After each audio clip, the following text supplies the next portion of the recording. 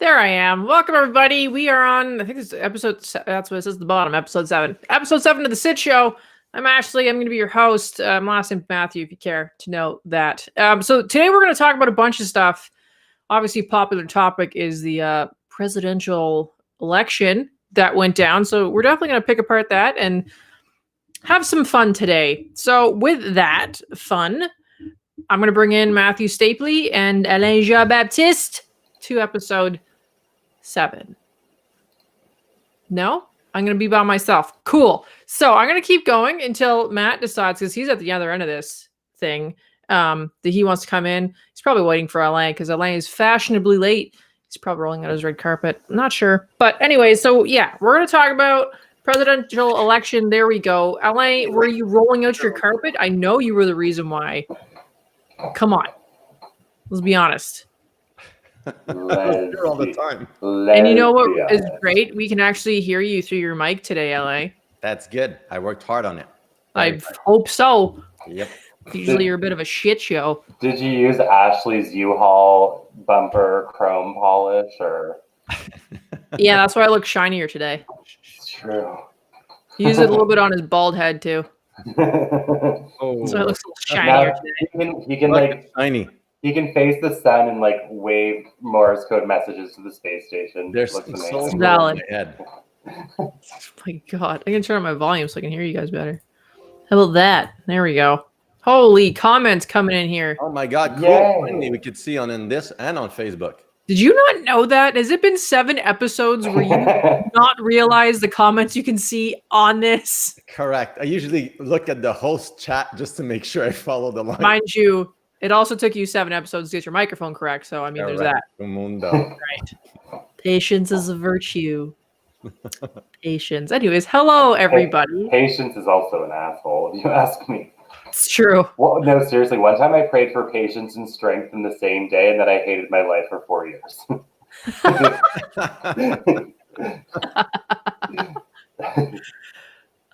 What is it? Oh, Monique, much prefer this time slot. Can't always tune in at noon. Well, you're welcome. That's my idea.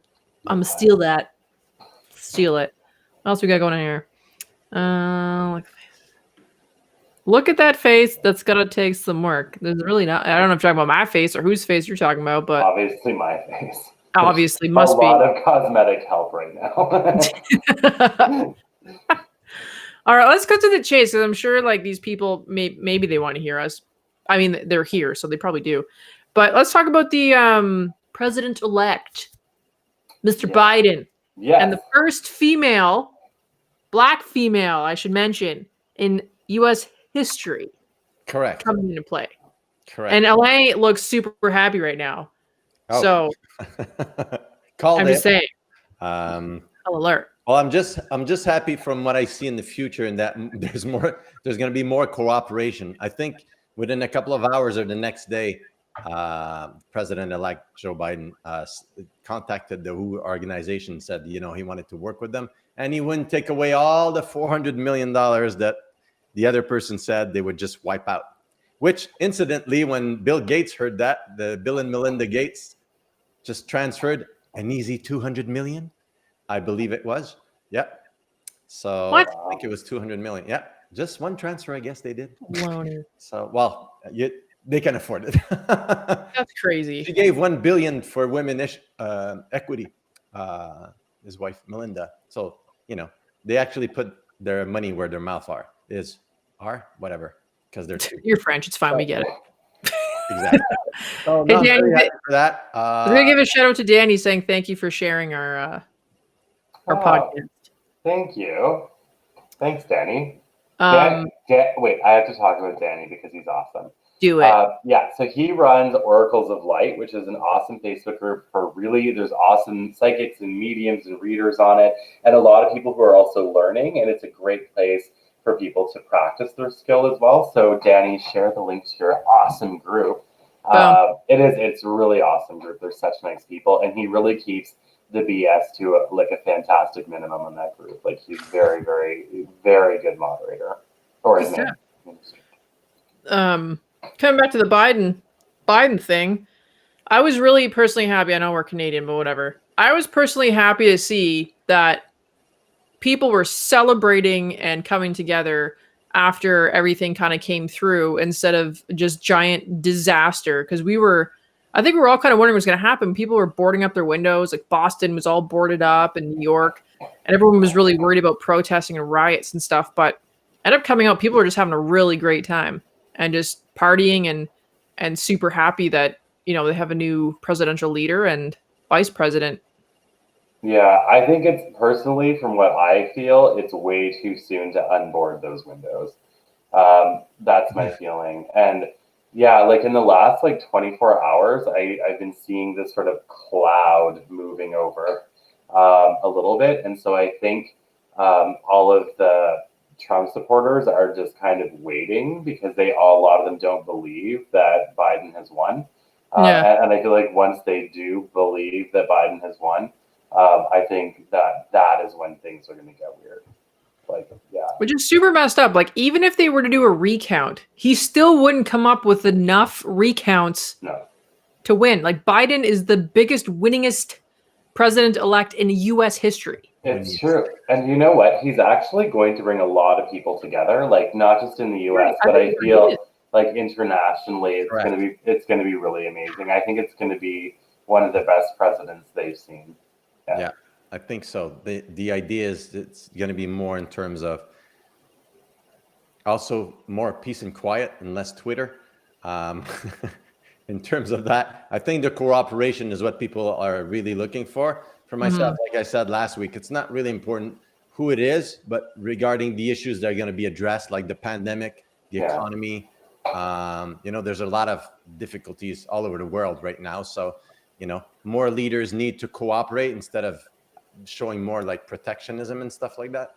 Yeah. I think very much. These are the things that will be addressed very shortly, actually.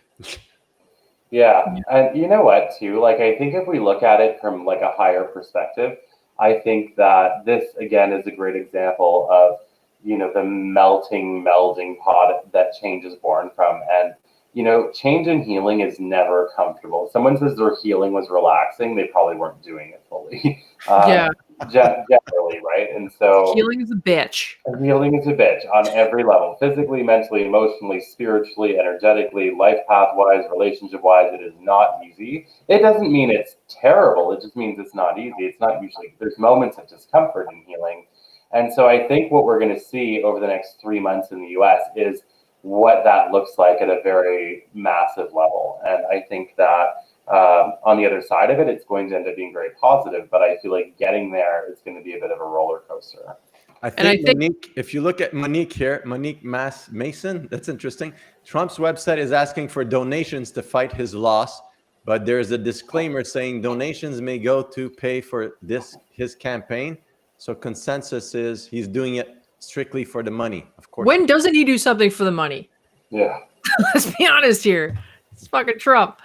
I think a couple of things I actually forgot to mention, looking at my little notepad, is one, so Matthew and LA both were correct on their predictions and what they saw coming out. So I'll start with Matt. So Matt, before, if you guys had watched our previous episodes, had come out and had kind of a hard time depicting not necessarily the winner, but that there was going to be some uncertainty around the vote. And I know when you were talking about it, Matt, you were super weirded out. You're like, I don't understand. Yeah, it's true. Like every time I would look at it, I would see that he wouldn't win or lose. But you know, when I was looking at it, I was really looking on election day, right? Like I was looking election day, the day after, because normally that's when it's called, like that they're sort of announced it. And I just didn't see him winning or losing. And now in hindsight, it makes sense because he told them to stop counting the votes. So we're sort of like stuck in space and time. So at an energetic level, like I can see why I saw that. See, I learned from the previous elections to look a month or 2 months, 3 months further down the road. No, that makes sense. If you look at the evening intuitively, you're going to be like, okay, is it this one? But I could hear more people saying Biden in my mind that same day, all day for the last couple. And I knew by Saturday would be But I think with you, though, what's interesting about you is even before we started the Sitch Show, we would talk about this election shit. And you, at one point, you're talking about Trump And I think what you were also seeing, because you switched. So during the Sitch Show, you mentioned Biden and how you see not meetings, but like partnerships improving with the US. So for me, I kind of look at what you did and I'm like, you were seeing the transition of the American people going towards Biden. Correct. And that's pretty cool. So I Yeah. think both of you had pretty cool insight on what was going on. So now I will ask, because I can. One of the questions, well, there's been a few questions actually. When is this shit going to be over? And when can they just like move forward with their new president? Oh wait, we should do that thing where we write it down. Oh, and Okay. show. Okay. Yeah. Okay. Done. Wait, I'm done. I'm slow today. Okay. Like every other I'd be day. slow if somebody took that much blood out of me. Dang. Yeah, no, seriously, the amount of track marks that I have, if I just died on the street and they brought me in for an autopsy, they would be absolutely floored at the lack of heroin in my veins. It's crazy. Sorry.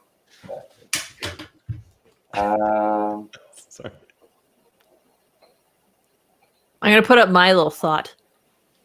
My month. My month of when everything settles the shit down.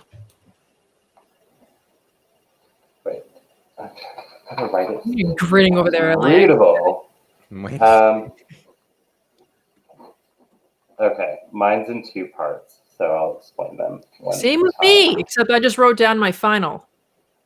Okay. Weird. Are we ready with the Do it. H in it? 3, 2, 2, 1. Are we show it? That Oh was my God, Matt! January. Do you want to know what? So, who wants to explain theirs first? I'll explain mine. It's because I'm not as cool as you guys. So I wrote down February as like I see just dust settling. So February things are just kind of just going not back to normal, but like calm as shit. But January is going to be still a bit of a shit show, but it starts to calm, and then into February, it's people Correct. can chill out. It's just like children screaming. You tell them quiet. It takes a while, and then they stop.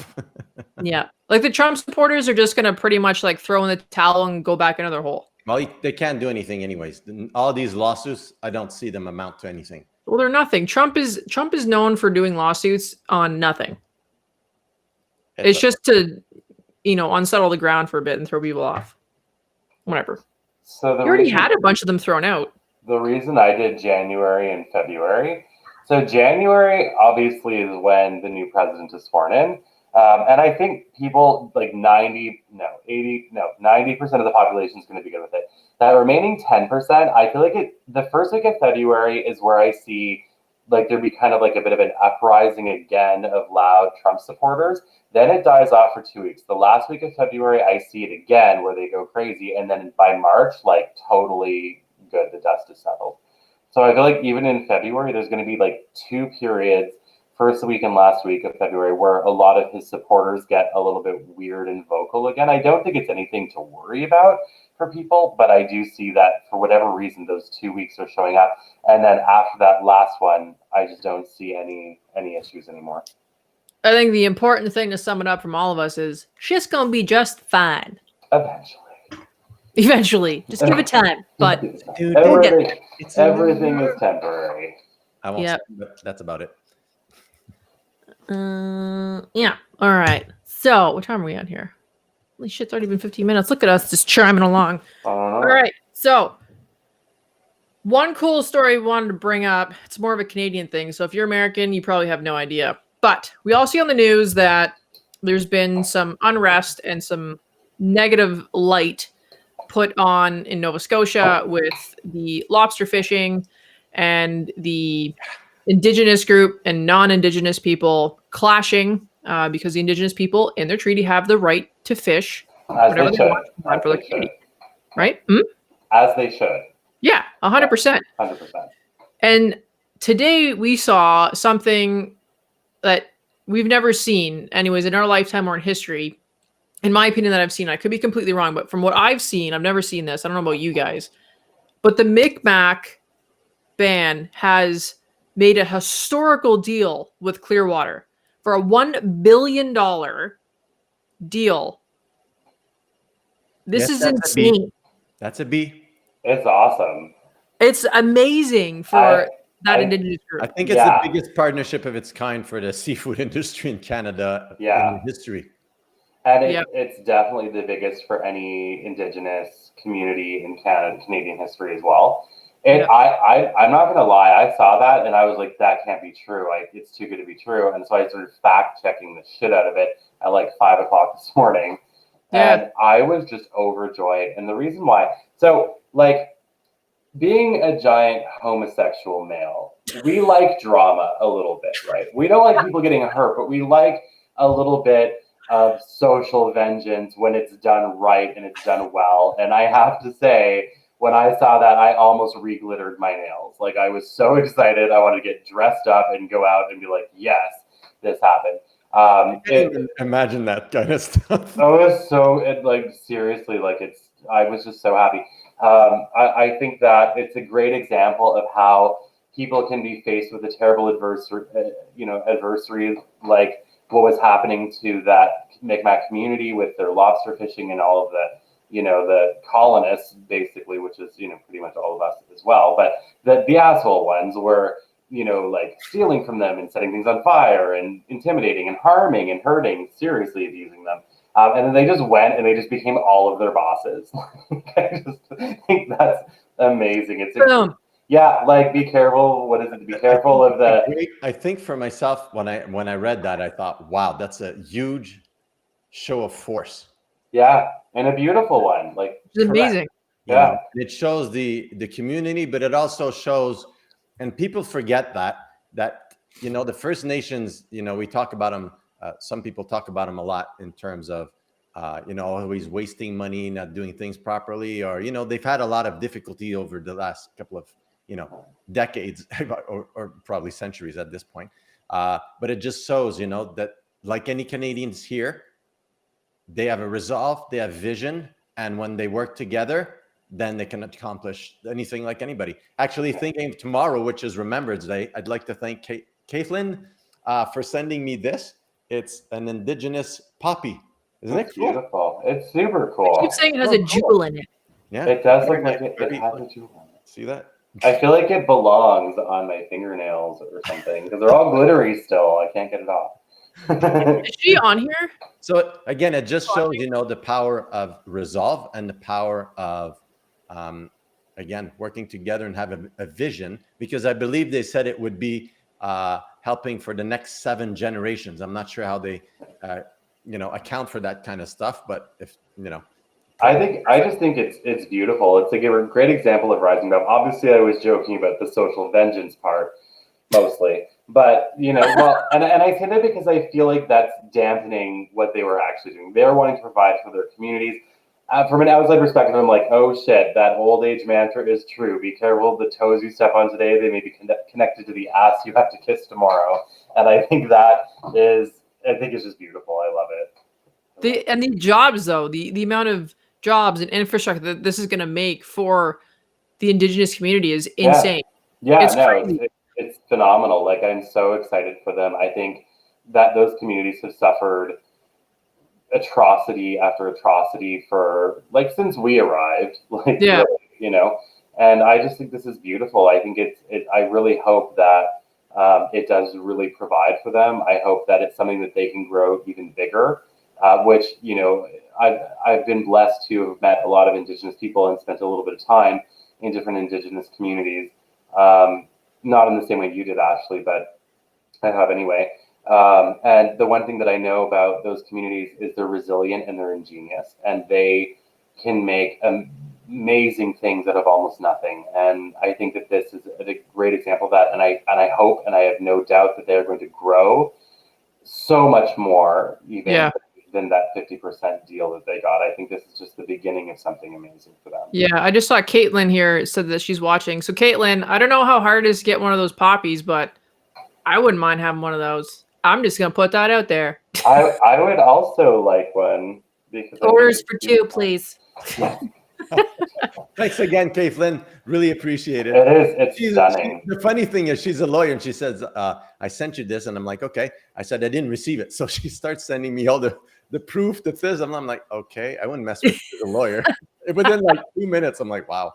I think again, it's to celebrate the Indigenous and the veterans in Canada that fought for the war. And I speak a lot of often, about doing homeschooling. And today they were showing in the classes, Remembrance Day, what it's about.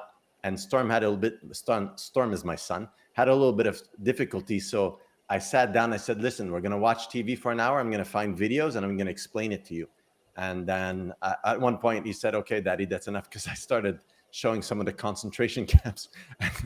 I thought, that's some hard lessons, dude. This is why you have to look at, be very thankful, because, people were there before. We enjoy a lot of things here. You play with your VR, you have video games, you have a big LAN, it's a beautiful place. But we have to remember, and lest we forget is the motto, right? Yeah. Those people. And I think one of the biggest thing that really got to me is when in the US, and again, I know we have US viewers here, is when they just said, let the old people, let them just get Corona and that's it. That's so disgusting to me. Veterans risk their lives, and you're at the point of thinking the stock market. And to me, that was it. So humanity and dignity is going to come back. You know what? Like I heard a lot of people say that when the virus first broke out, and it's so sad actually, because to me that says two things. One, it says that they see other people around them as dispensable, right? Which is so wrong. And two, the other part that makes me sad about that is, like, if you go out in the street and talk to literally anybody, like if you could actually just walk up to any stranger, didn't matter who they are, how young, how old, how weird, how crazy, how not crazy, how beige, clothed, like whatever. No, beige is what you wear to funerals for personalities when they die. But like walk up to anybody and sit down with them, and if they would open up to you and tell you 5 minutes about their life, everybody would be flabbergasted. Like everybody has a story, and so to view somebody as a number that just doesn't matter, like that's so fucked up. Like that's so sad, really. It's super sad. Yeah, I think one point I'm gonna go back to the Micmac story for a second, because I wanted to point on something. So back to the infrastructure that's going to create for that community, but also that's going to trickle down in other communities, not just the Micmac community. That's going to go into, like, I think Micmac has done something for a lot of other communities across the country. This is not just going to be like a Nova Scotia thing or just for the Micmac people. So they've really done a huge thing here. And this reminds me of the time when I went to Osoyoos, which is in the Okanagan. And if you've never been to Osoyoos, go. It's fucking gorgeous. It's wicked. If you drive in there, you'd never know it's a reserve. It's Indigenous land. And they have wine vineyards and beaches. And it looks like you're in Scottsdale, Arizona, for crying out loud. But what that community has done is given, can't remember exactly, it's like 90 or 95% employment to the people of that band. So it's brought in so much infrastructure and jobs and support to the people of that community. And I think something like this with Micmac is going to do the same thing that Osoyoos did. But again, it's going to bring jobs, infrastructure, and support that's needed to more than I think just the Micmac community. So I think it's great. And that's the thing. We all wanted to bring this up on the show because it's definitely something that I don't think any of us have ever seen before. Yeah, I know. It is just so amazing. Like, I'm so excited for that community and all of the Indigenous communities across Canada, or North America. I think I'm hoping this will provide hope to other Indigenous communities as well, that there is, a way forward. I mean, obviously this is an exceptional story, but I'm hoping it helps them to relight the fire within them. Mm-hmm. That's what I'm hoping for. Yeah. All right, let's go on to some questions. So earlier, some of you may or may not have seen, not sure, I posted a quick little video on questions that you guys want us to answer. We've picked two, and one of them comes from is it Kim Duty? Is that what I wrote down? Chris. Sorry, Chris. I can't even read my own writing. So Chris had asked a question, which I think a lot of people that have ever seen a medium or a clairvoyant have always wondered, which is why, when I go to, say, in her question, 3 people. So why, when I went to 3 mediums or psychics, did I have 3 different answers when it comes to love and finances? And shouldn't things pretty much be streamlined or be the same or be identical? So we wanted to answer that for you. So I think I know, Matt, you really wanted to. You were like Yeah. super excited. No, to answer. I love it. Yeah, no, I think that's a really good question. Sure, I because- brought it up and he was like, "Bleh." Yeah, All right. I want to do it. No, I love questions like that because it's something that I've even experienced myself when I would go during my single days and get a reading every 45 minutes from psychics across the globe. And like all the phone lines and all my friends and people I found on the internet and people in chat rooms who said they were psychic. Like, I mean, I talked to fucking everybody. And you know, and I noticed the same thing. Like there were commonalities, there were things that were sometimes similar. Other times they were all different. And a lot of these people were really good psychics, like really good. And you know what I believe happens is a few things. One, we can totally overread on things. Like if you get too many readings on one subject, honestly, like whether it's one reader doing it or 12 if you were me, before noon that day, I would, I did notice that it would get kind of garbled. What I have to say about readings is whatever comes through, things will come through that are required or needed for people for their life path, and so the other side of that is everyone has a fear field and a desire field. And so when that's very, very strong, that can throw off readings.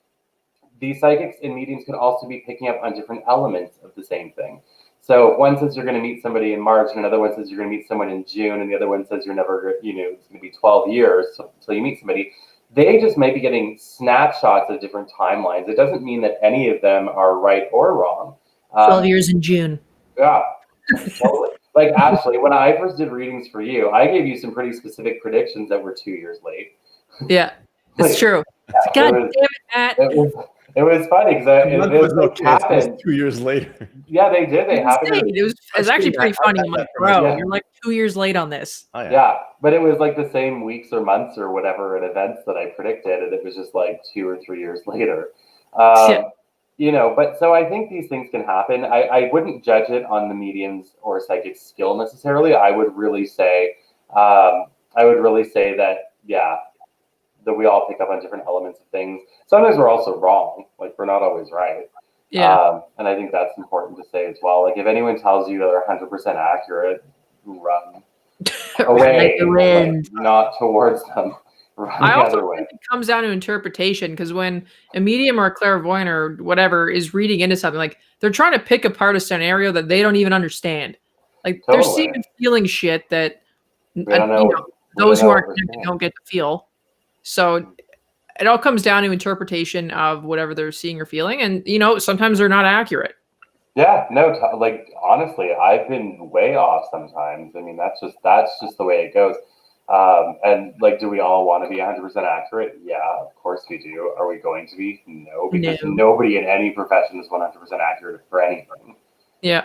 We shoot for the best that we can do, but at the end of the day, we're like trying to pull ethereal pieces of things that have a high probability of happening and trying to figure out on a timeline when that's going to happen. But at the end of the day, like nothing's set in stone. We're looking at probabilities. Is something possible, impossible, probable, highly probable? And that's the information that we're interpreting. Like Fauci and the COVID-19. Totally. So totally. In terms of, from my experience, normally, well, there's a couple of things. One, never wrong. They could be wrong.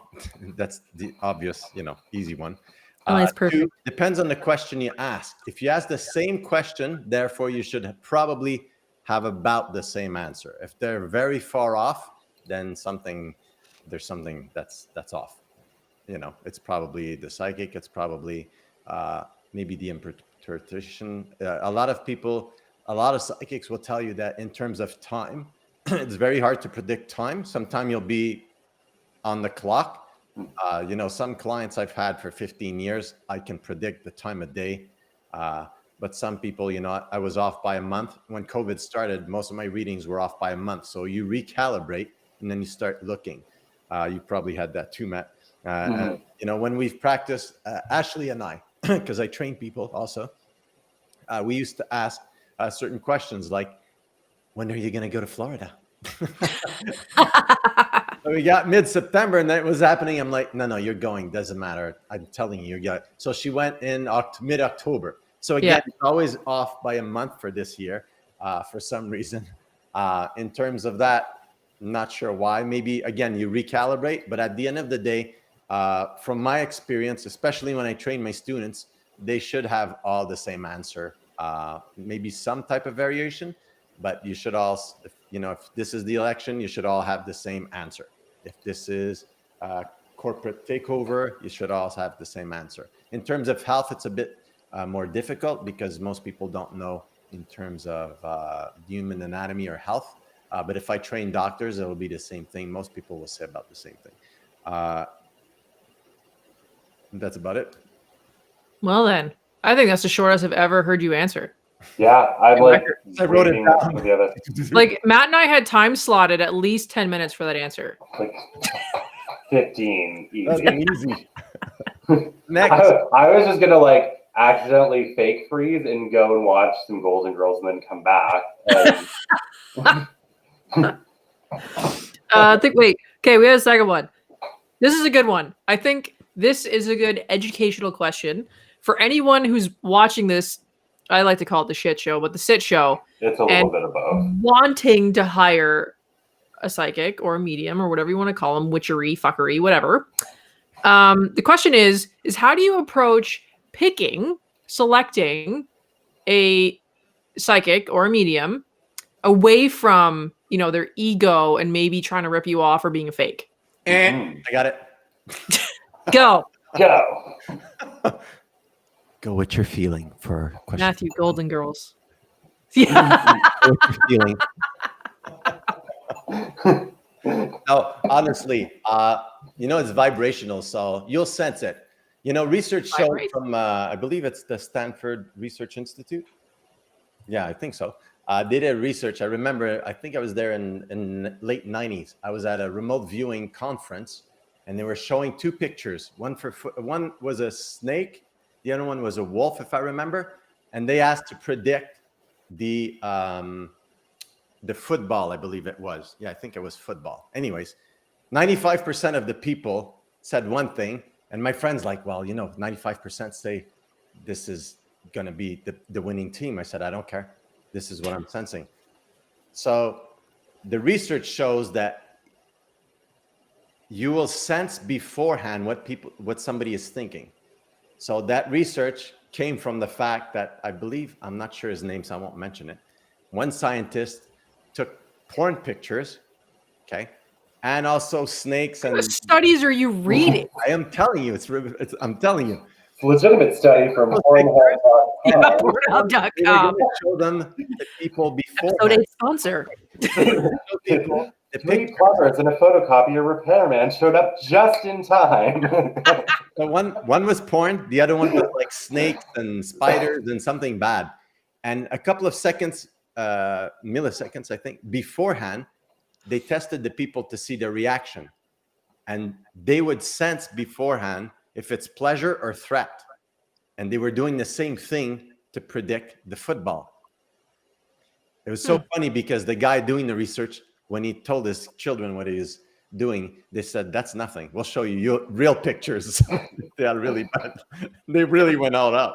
Okay? So in terms of that, one thing you can go is, basically go with your feeling, sense it beforehand, probably, think of the person and think, but you'll usually attract the person that is right for you to hear what you have to hear at the moment you're supposed to hear it. Did you hear that? Boom. Yeah. That's it. Awesome. So I'm still stuck on, thank God all of you electricians have arrived. Yeah. Yeah, no, I think that's good. In terms of from an ethics standpoint, I mean, like again, in any profession, there are unethical people. Questions that you can ask, like when you are shopping for a reader, is ask them what happens if it doesn't make sense if the information doesn't make sense. See what they say. A really good reader will say, if you tell me, early in the reading, like we'll say first 5 minutes, 10 minutes at the most, that it's not making sense to you, most readers will say, no problem, here's your money back. That is the ethical thing to do. Yeah. Maybe you wait for 29 minutes out of a 30-minute reading and say that, well, that's not so fair. But if you say it happened to me once. I got totally ripped off by like some middle-aged mean people when I was like 20. Anyway, but that's one thing. The other thing that you should do is not give them information. Unless they're a numerologist or an astrologer, they do not need your full name, your date of birth, any of that crap. I don't care what they say, they don't need it. If they think they need it, if they say they need it, either they think they do or they're not telling you the truth or they're not educated. For a psychic to truly tune in, all they need is some form of connection. So that your first name is fine, the first letter of your name, a hello from you, whatever that is. Do not give them information. Let them give you information. If a reader asks for clarification, they better have given you some evidence first. So, they say, oh, did you lose a mother? Does that make sense? Okay, yes. Okay, was she old? No. Okay, was she young? Does that make sense? Yeah. Like doing it like piecemeal like that is not, it doesn't mean they're unethical, but it just means that they're not seasoned in that way. So making sure that if they ask you clarification questions, that they provide you with enough evidence that they are tuned into you first. Very, very important. And the third thing is, of course, what Elaine said, go with the vibe you get. I've had amazing readings by people that other people said weren't that great. I've had crappy readings by people who are supposed to be amazing. That doesn't matter. You will be guided, as Elaine said, to the right person, the person who can help you the most in that moment. You should also look at past experience and reputation, right? Totally. Yeah. It's like anything else. I remember one of my clients, he had this lawyer, he lost big time. And I said, well, why'd you pick this guy? He's not even the type of lawyer you need for what you need. I said, how'd you find him? Oh, I saw on his wall, he had a diploma of being a lawyer. Oh, are you kidding me? Okay. That's like going to see a gynecologist to put you under before an operation.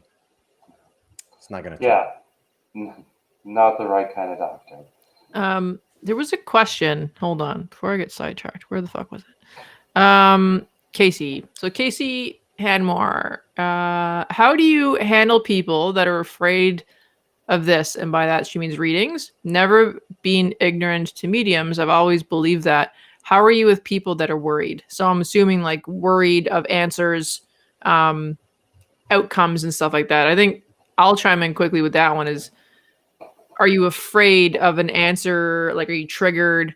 Are you afraid of not getting good news or maybe the answer you want? So you have to really figure out, okay, well, if you're afraid of hearing answers, the question is why? Why are you afraid of getting a certain answer?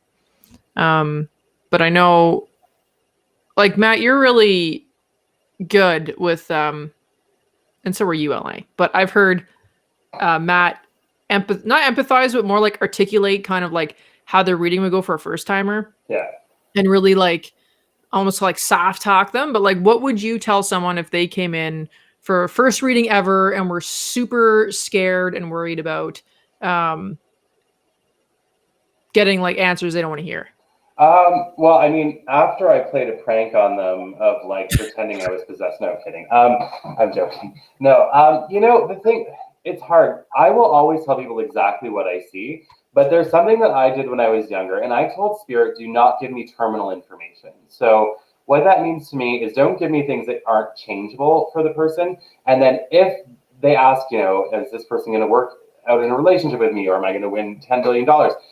Like I've always said, show me the truth, but show it to me in a way the person can use it, right? So if I just get like for me, if they say, am I ever going to meet somebody, and the answer is no, well, cool, but that's not really good enough, because what the hell is the person going to do with that? So I always ask here, all right, give me something they can use. So even if it's a no and it's heartbreaking, like show me why, show me the lesson, show me how they can change it.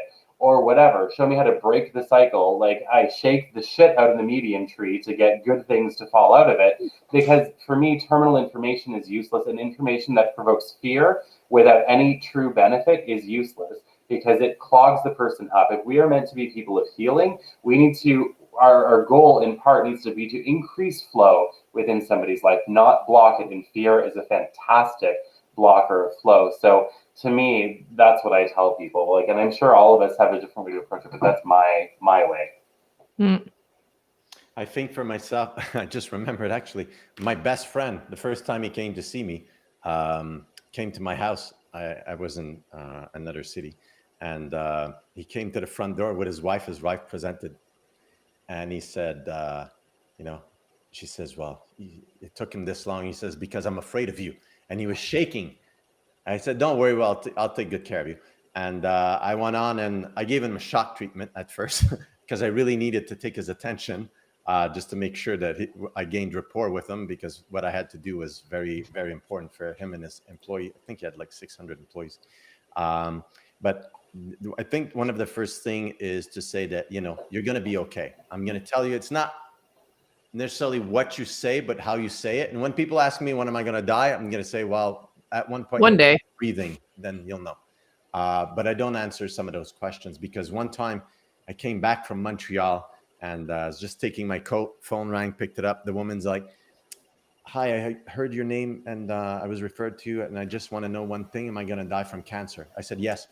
And then I kept pulling my coat off. And then I'm like, oh my God, what did you just do?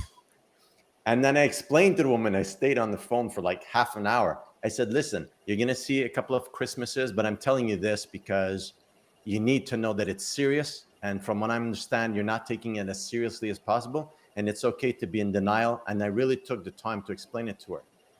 So 2 years later, husband calls me. He's freaking out. She doesn't want to see any more doctors. That's it for her. She's resolved. That she's gone. He says, listen, she was really angry at you for what you said, but I know you're the only person she's going to listen to right now. So I talked with her. I said, listen, remember I said you would see Christmases? She says, yeah. I said, well, now I'm telling you, you have to go see the doctors. You're at that point now. And they're going to tell you some things, but it's going to help you. But it also help you get some relief and then go from there. So in terms of being worried, everybody's worried. I mean, I'm worried sometimes when I ask Ashley for something, or even Matthew. I'm like, maybe it's not going to be what I want to hear, but if I'm asking. And I have no filter, so it's even better. So, Yeah, seriously. So in that sensing, it is normal to have a bit of apprehension and anxiety, but at the same time, I very much feel that it's the way somebody will tell it, or explain it to you. Because I had a friend psychic. I asked her something, and she just said, no, she just tuned out. She tuned in. She's gone. That's it. And I thought, okay, that had like no empathy. I said, well, you could have told me that a little bit more nicer, because, you know, this person's very close to me. I'm not going to name who it is, but I was the way she said it didn't really help. But again, I knew, but it's just at one point, like any psychic, you want to probably find a psychic or an intuitive that you'll know have compassion or empathy, because some of them, and I don't want to be, you know, judgmental, but it's like any profession. Some of them are way out there and they'll just shoot it without thinking and think of the collateral when you leave. You know what? I think that I'm really glad you mentioned that, because do you know what I've seen like in the last 10 years? It wasn't really like this before the last 10 years. And I'm going to make myself sound old, but I think you want to take the comment off? I can't see your face. Yeah, I mean, I want to see it anyway, but you know. I want to lick the period and the eyes. No. Sorry, I'm like really tired. No, I'm glad that LA brought that question, or brought that comment in about the lack of empathy or the coldness. In the last 10 years, so I've been doing this work for almost 20 years professionally. I know I look young. I'm not. I am, but whatever. The voodoo juice. Yeah, stem cell smoothies. For breakfast only. You know, but I'm glad that Elaine brought that up, because it is something I've seen in the last 10 years, is people wanting to basically like do tough love. And honestly, most people, Ashley's an exception, because you actually give a shit, you actually care, you are very compassionate, even though you're to the point. But there's a lot of people that want to do the tough love stuff. What I've noticed is a good chunk of them, like a good 70% of those people, are just working from ego. They just want their words to provoke an emotional reaction in somebody.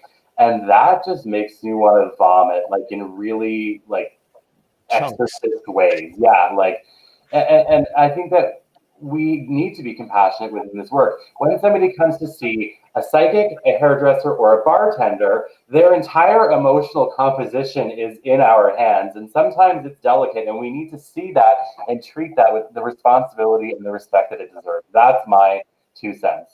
Yeah, and that's true for psychics, bartenders, and hairstylists. Hopefully that answers your question, Casey.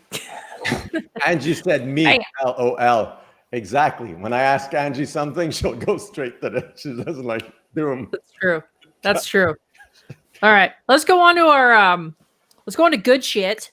This is so if you guys are just tuning in for the first time, we have something called the good shit section of our podcast here, and it's where we bring up really good shit things or good things that happen.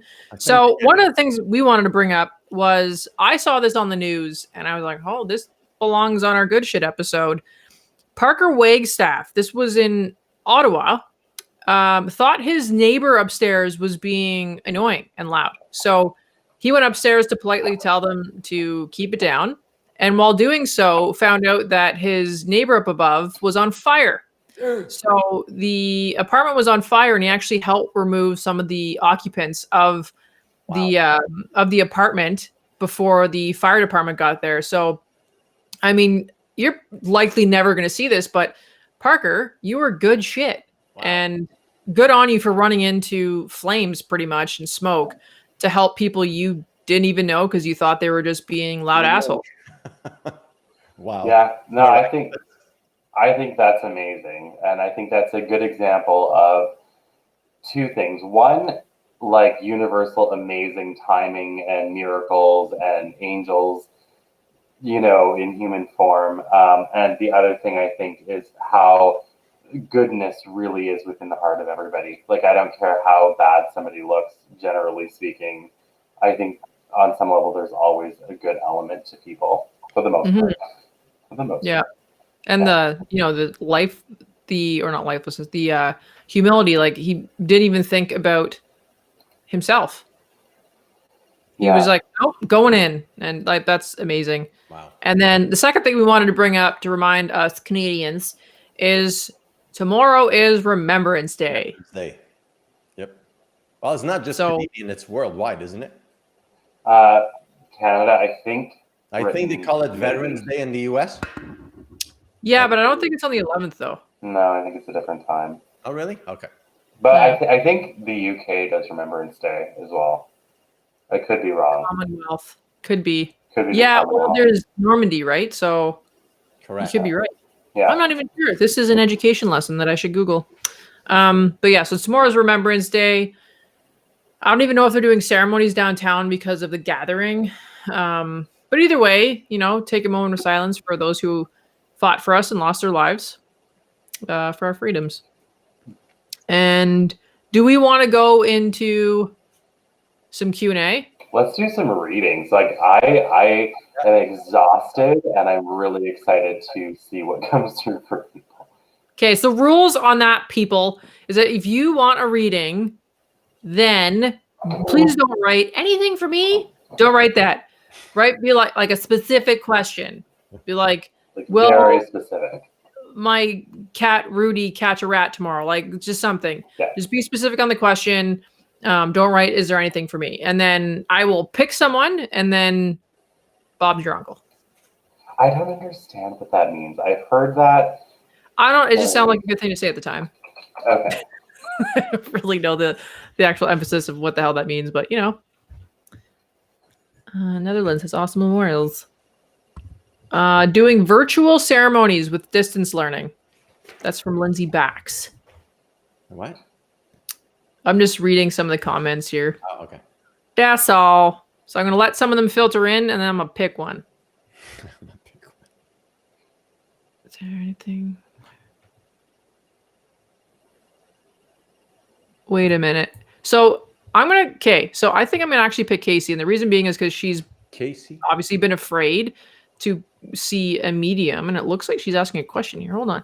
Is there anything my lost partner has to say? That's from Casey Callie Hanmore. What's his name? I believe it's a female. Her name, his name, Kaylee Anmore. Yeah. Anmore. Oh, there it is. Okay. So kudos to actually asking a question, Casey.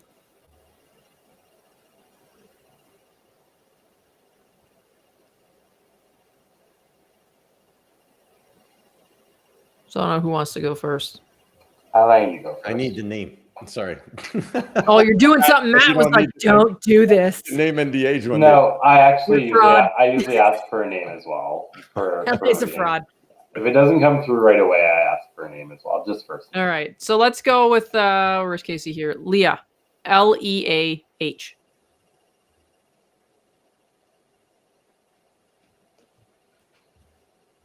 I won't be able to do a reading for future episodes, though. Go ahead, just a second.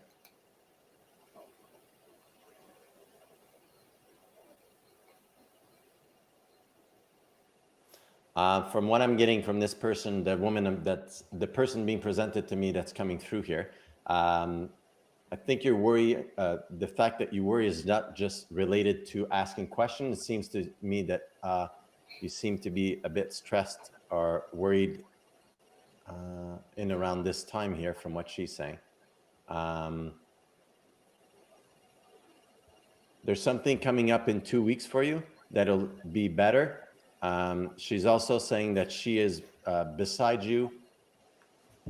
I'm seeing, I think it's that looks like a night table. There's a coffee cup, round cup with a saucer I'm seeing.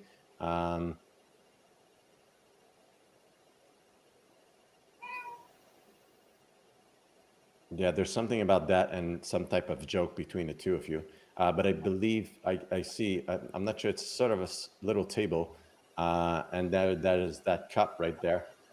Just a moment here. What's her name again? Casey? Casey.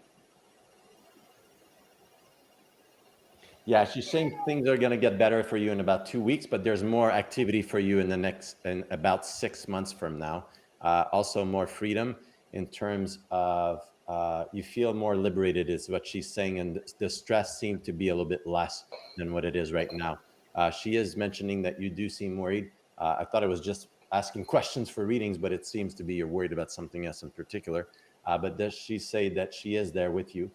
Keep seeing again the same thing. I think it's a cup of coffee, or it's a small cup and the saucer under it. So I guess that's coffee. She keeps referring to that. I'm not sure why. And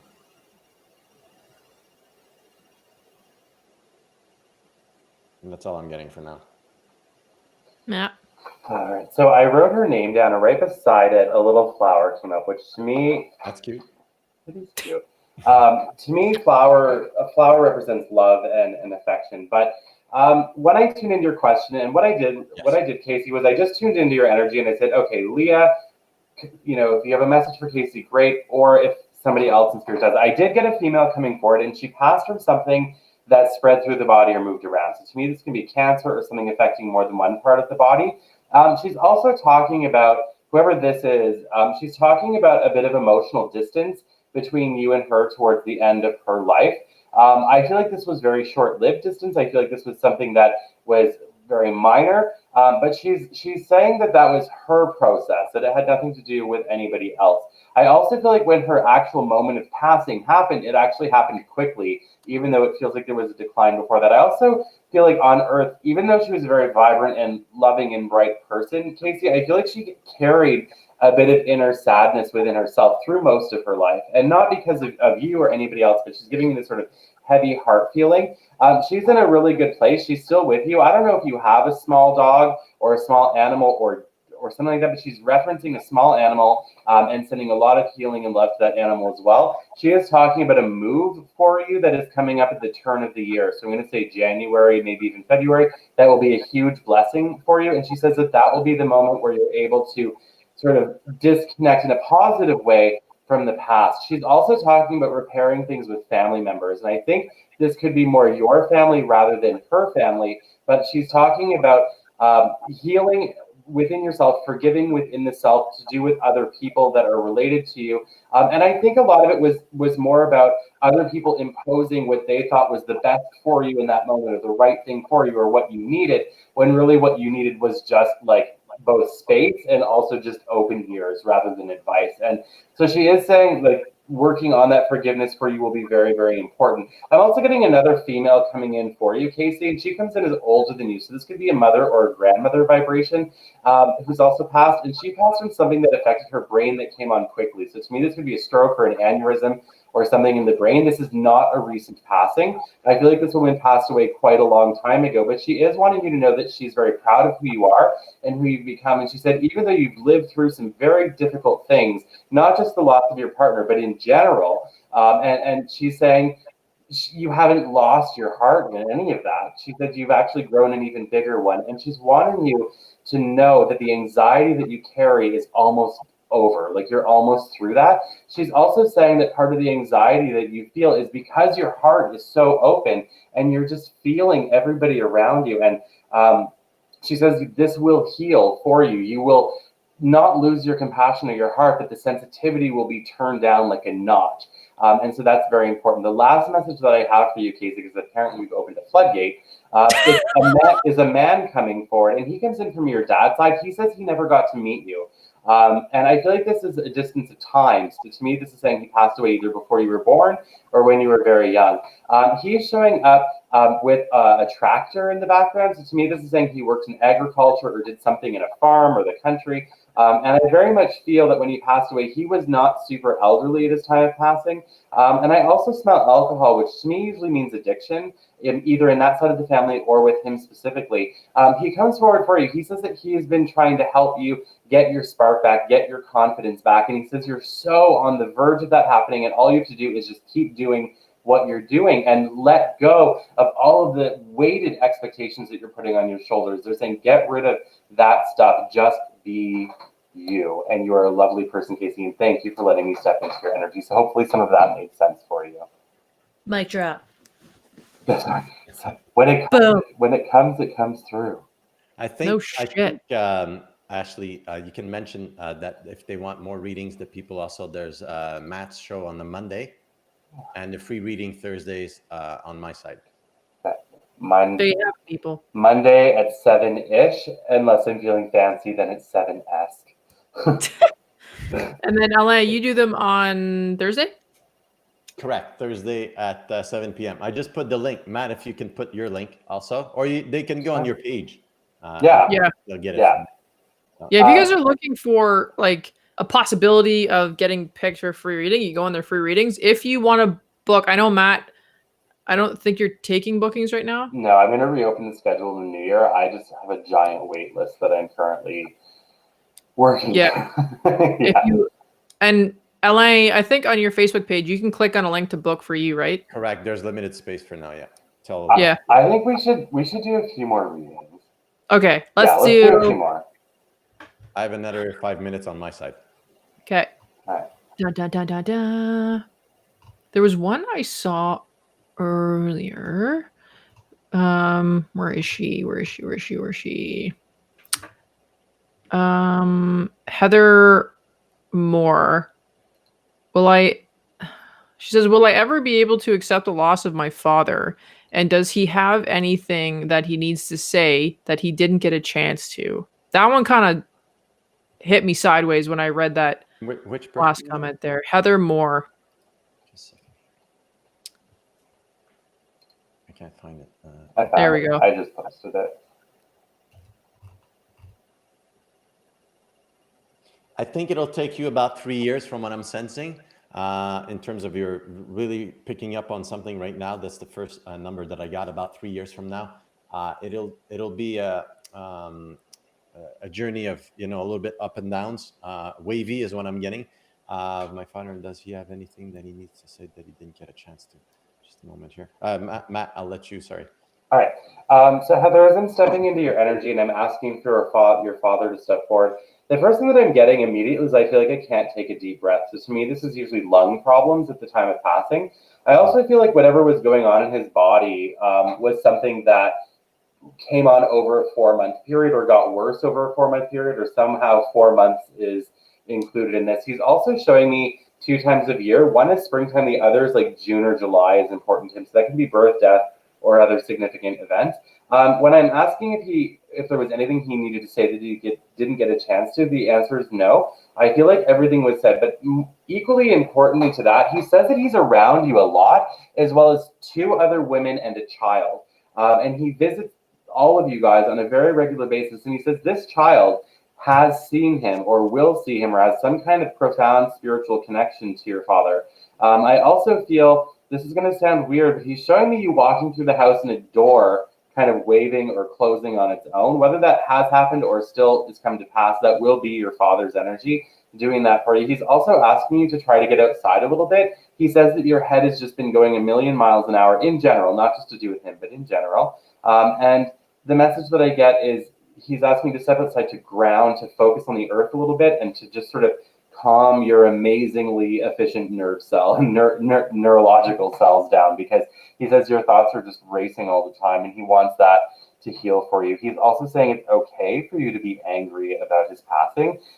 It's completely okay to be angry about it. That's the one sort of emotion that I feel hasn't fully come out yet, and it's sort of slowing the process, but grief takes its own time, my friend. It really does. So I think, yeah, breathe through it. It will get better. And as someone who's lost a parent, I know how hard it is. It's brutal.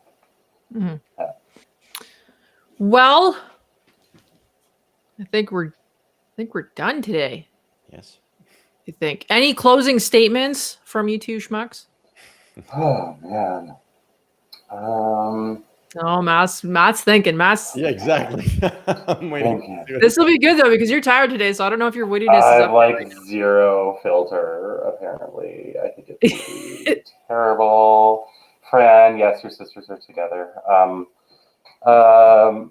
Yeah. This is the best. Usually you're witty. Tomorrow. You're so tired. Usually, like, I have like the thing to say to make Ashley's eyes fall out of her head in weird expressions, but today I think the best one thus far was the pineapple on pizza one. That was a good one. Yeah, it's true, and I also, Heather says, oh my God, you're awesome. He has esophageal cancer. His face was going to drown in fluids by the end. Okay, I'm sorry to hear that, Heather, but thank you for the validation. So, I mean, yeah, if we're going to end on like a crazy note, then I guess it's important to say that really gross soap gum is the only gum that matters. It's a thrill. It's the only. It is